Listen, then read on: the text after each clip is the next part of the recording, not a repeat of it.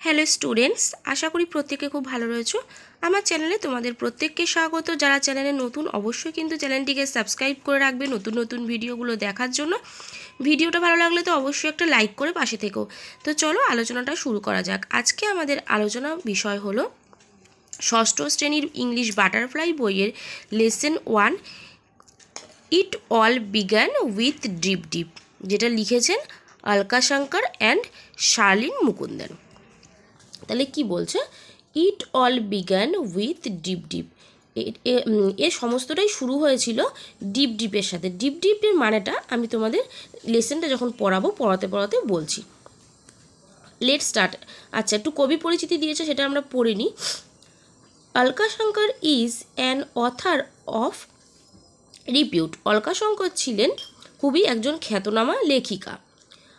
রিপিউট মানে হচ্ছে খ্যাতনামা। Her well-known book is The Mighty and Mystical Rivers of India। তাহলে হার ওয়েল নোন বুক, তার খুব পরিচিত বই হলো the mighty and mystical rivers of India, এই দুটো বই। He is famous for her contribution to juvenile literature. তাহলে কি বলেছে, he is famous for her contribution, তিনি সবথেকে বেশি বিখ্যাত হয়েছিলেন বা খ্যাতি হয়েছিলেন কিসের দ্বারা না, ছোট গল্প লিখে বা ছোটদের গল্প লিখে তিনি সবথেকে বেশি খ্যাতি অর্জন করেছিলেন। Sharleen Mukundan is a renowned children's author. Sharleen মুকুন্দনও ছিলেন একজন ছোটদের গল্প লেখক বা লেখিকা। She has written the storybook in collaboration with Alka Shankar. তিনিও অলকা শঙ্করের সাথে কোলাবোরেশন মানে একসাথে যুক্ত হয়ে সে গল্পগুলো লিখতেন। এবার আমরা গল্পটা পড়তে শুরু করব। A tiger was caught in a storm. A tiger মানে একটি বাঘ, ওয়াজ কট আটকে পড়েছিল, ইন এ স্টর্ম ঝড়ের মধ্যে। স্টর্ম মানে হচ্ছে ঝড়। He had wandered near the village looking for something to eat. কি বলছে, হি হ্যাড ওয়ান্ডার্ড, সে খুঁজছিল, নিয়ার দ্য ভিলেজ ভিলেজের কাছে, লুকিং ফর সামথিং টু ইট কিছু খাওয়ার জন্য, কিছু খাবার, সে ভিলেজের কাছে গিয়ে কিছু খাবার খুঁজছিল। On the outskirts of that village lived an ill tempered old woman. বলছে on the outskirts of that village, বলছে সেই ভিলেজের খুব কাছে, সেই গ্রামের খুব কাছে, lived an ill tempered old woman. Ill tempered মানে হচ্ছে অসুস্থ বদমেজাজি একজন বৃদ্ধ মহিলা সেই গ্রামের কাছে বাস করতেন। The tiger huddled in shelter close to the wall of the woman's হাট।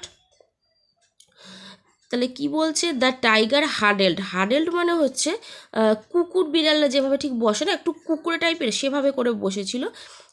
In shelter close to the wall of the woman's হাট, সেই বৃদ্ধ মহিলার যে কুঁড়ে ঘরটা ছিল, সেই কুঁড়ে ঘরের দেয়ালের পাশে সেই টাইগারটা একটু কুকুরে আশ্রয় নিয়েছিল, কুকুরে বসেছিল।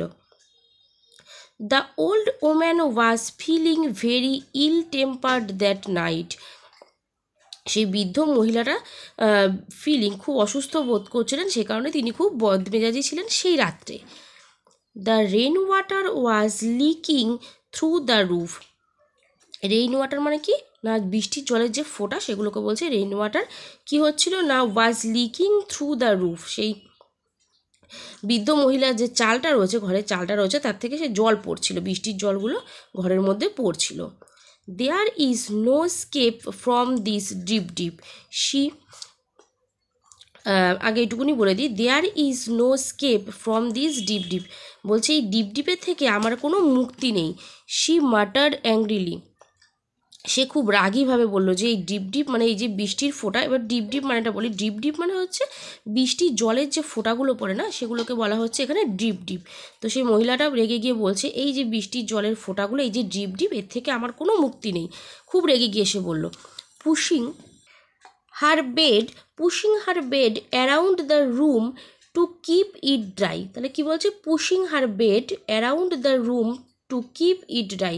পুশিং মানে হচ্ছে ঠেলা, তাহলে সে কী করছে না, বেডটাকে ঘরের চারিদিকে ঠেলে ঠেলে মানে তার বিছানাটাকে শুকনো রাখার জন্য চেষ্টা করছে, যাতে চারিদিক দিয়ে জল পড়ছে, তো সেই কারণে সেই বেডটা যেদিকে দেখছে শুকনো সেদিকেই ঠেলে ঠেলে দিচ্ছে আর কি। She shoved the bed and a tin trunk against a wall. বলছে সে যখন বেডটাকে ঠেলছিল, খুব বিশ্রীভাবে ঠেলছিল, তখন একটা টিনের ট্রাঙ্ক মানে টিনের যে বাক্সগুলো হয় সেই বাক্সটা কী করছিল না, দেয়ালে গিয়ে ধাক্কা মারছিল। দ্য ওয়াল শুক, দেয়ালটা কাঁপছিল। This deep drip will be the death of me, she shouted. এবার সে রেগে গেছে, খুব চিৎকার করে বলছে যে এই ডিপ ডিপই আমার মৃত্যুর কারণ হয়ে দাঁড়াবে। মানে এই যে জলের ফোঁটা, সে চারিদিক দিয়ে জল পড়ছে, সে কীভাবে কিছুতেই তার বিছনাটাকে শুকিয়ে রাখতে পারছে না, এই জলের ফোঁটাগুলোই কী করবে না, তার মৃত্যুর কারণ হয়ে দাঁড়াবে। এবার সে খুব চিৎকার করে কথাগুলো বলছে। The tiger on the opposite side of the wall felt the wall shake and was frightened. এবার কি বলছে, the tiger on the opposite side, বলছে উল্টো দিকে যে টাইগার অর্থাৎ বাঘটা বসেছিল, অফ দ্য ওয়াল, সে দেয়ালের উল্টো দিকে বাঘটা বসেছিল। ফেল্ট দ্য ওয়াল শেক, সে কী করলো না, সেই যে দেয়ালটা নড়লো, সেই নড়ার কম্পনটা সে বুঝতে পারলো। অ্যান্ড ওয়াজ ফ্রাইটেন্ড, এবং খুব ভয় পেয়ে গেল। The drip drip must be a very dreadful creature, she thought. Thought মানে কি না, ভাবলো। থিঙ্ক মানে চিন্তা করা, থট মানে চিন্তা করলো, তখন চিন্তা করেছিল আর কি, যে এই যে ডিপ ডিপ, এটা অবশ্যই কোনো, নিশ্চয়ই কোনো আর কি ক্রিয়েচার মানে হচ্ছে কোনো বস্তু, ড্রেডফুল মানে খুব ভয়ঙ্কর বস্তু। এই যে ডিপ ডিপ এটা খুব ভয়ঙ্কর জিনিস, সে তখন ভাবলো বাঘটা। Meanwhile Bholenath the potter was out in the night looking for his donkey in the storm. Meanwhile সেই সময় ভোলেনাথ, মানে ভোলেনাথ একজনের নাম, একটা ব্যক্তি, দ্য পটার তিনি হচ্ছেন একজন কুমোর, was out in the night সেই রাতে বাইরে ছিল, looking for his donkey in the storm সেই ঝড়ের রাত্রে তার গাধাটাকে দেখার জন্য, ডাঙ্কি মানে হচ্ছে গাধা। Suddenly he saw an animal huddled in the dark against the wall of the woman's হাট।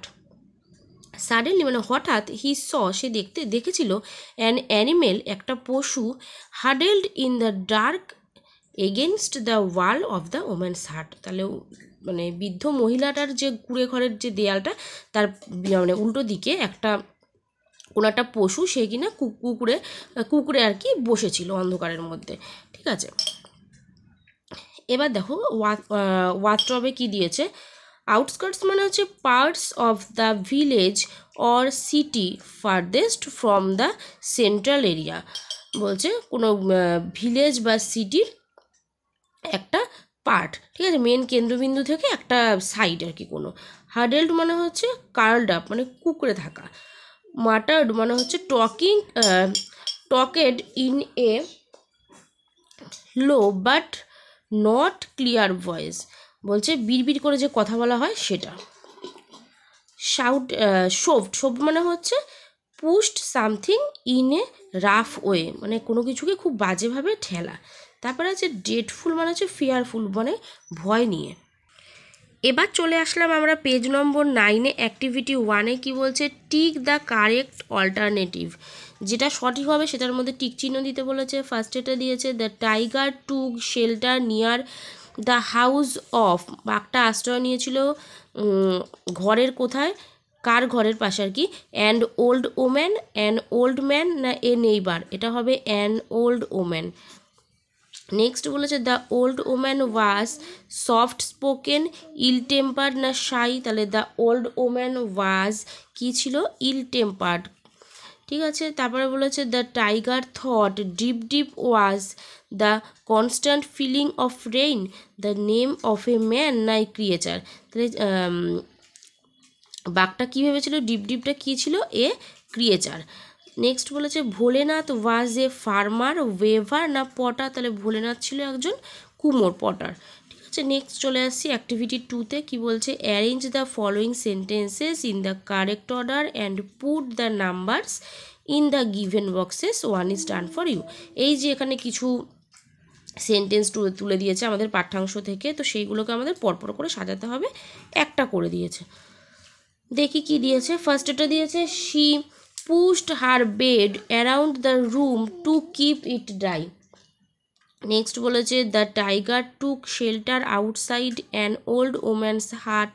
নেক্সট বলেছে Bholenath was looking for his donkey. Next বলেছে a tiger was caught in a storm. তারপরে বলেছে 5 number Bholenath saw an animal huddled against the wall of the woman's heart. Next আছে the old woman was ill tempered that night. তাহলে ফার্স্টেরটা দিয়ে দিয়েছে a tiger was caught in a storm, এটা হচ্ছে 1। তারপরে আমরা কি করব না, তারপরে আমরা করব যে the tiger took shelter outside an old woman's heart, এটা করব আমরা 2 নাম্বার। নেক্সট 3 নম্বর আমরা করব হচ্ছে the old woman was ill tempered that night, এটা করব আমরা 3 নাম্বার। 4 নাম্বার করব she pushed her bed around the room to keep it dry, এটা করব আমরা 4 নাম্বার। নেক্সট করব Bholenath saw an animal huddled against the wall of woman's heart, এটা করব আমরা না, তার আগে আছে Bholenath was looking for his donkey, এটা 5 নাম্বার হবে। নেক্সট এটা 6 নাম্বার হবে। তাহলে আজকের ভিডিওটা আমরা এখানেই শেষ করছি। নেক্সট ভিডিওতে আমরা পরের পেজ থেকে আলোচনা করব। অবশ্যই প্রত্যেকে ভিডিওটা পুরোপুরি দেখো, কেমন লাগছে ভিডিও জানিও। যারা চ্যানেলে নতুন অবশ্যই চ্যানেলটিকে সাবস্ক্রাইব করে আমার পাশে থেকো।